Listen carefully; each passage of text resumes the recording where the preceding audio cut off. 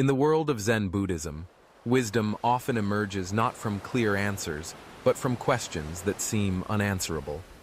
These riddles, known as koans, lie at the heart of Zen practice, challenging the intellect and opening the mind to new possibilities. But what exactly is a Zen koan? And why have these enigmatic stories and questions captivated seekers for centuries?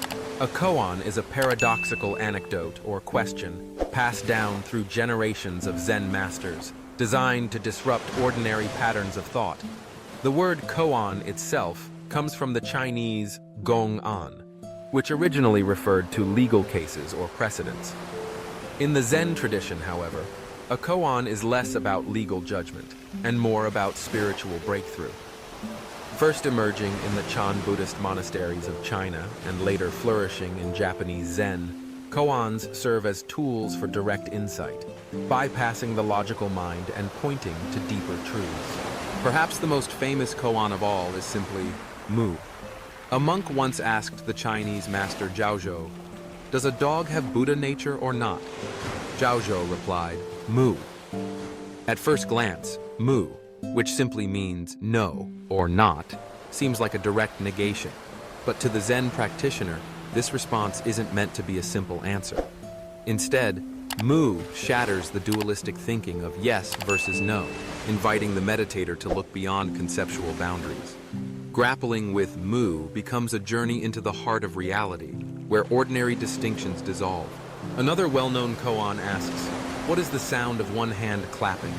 This question defies conventional logic, for clapping, by definition, requires two hands. Yet the koan is not a puzzle to be solved by cleverness. Instead, it is a prompt to leap beyond habitual reasoning. When meditated upon deeply, such a question brings the practitioner face to face with the limits of language and the boundless nature of awareness itself. Why do Zen teachers present these riddles to their students? The purpose of a koan is not to confuse, but to awaken. In traditional Zen practice, a master gives a student a koan to meditate upon, sometimes for days, months, or even years. As the student wrestles with the question, the usual patterns of thought, analysis, logic, and expectation begin to unravel. In this space of not knowing, a window opens to direct experience, unmediated by words or concepts. The koan becomes a catalyst for kensho, or seeing one's true nature, the sudden, intuitive realization that lies at the core of Zen enlightenment. Koans are not meant to be solved in the ordinary sense. There is no right answer that satisfies the intellect.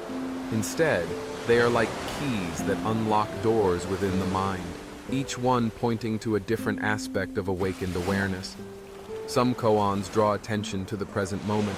Others highlight the illusory nature of the ego. Each one, in its own way, invites the practitioner to experience reality directly, beyond the filters of thought and language. Approaching a koan requires a special kind of attention. Rather than analyzing or trying to figure it out, practitioners are encouraged to sit with the koan in meditation, allowing it to pervade their awareness.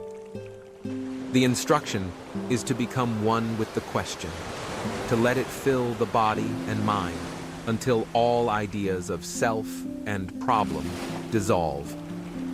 In this process, the koan becomes not just a question, but a living presence, an invitation to wake up here and now. Ultimately, the hidden meaning of Zen koans lies not in their solutions, but in their power to transform. They are mirrors, reflecting the mind's limitations and pointing the way beyond.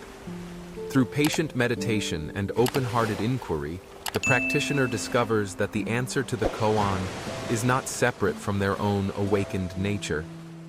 In this discovery, the world itself becomes a koan, mysterious, immediate, and alive.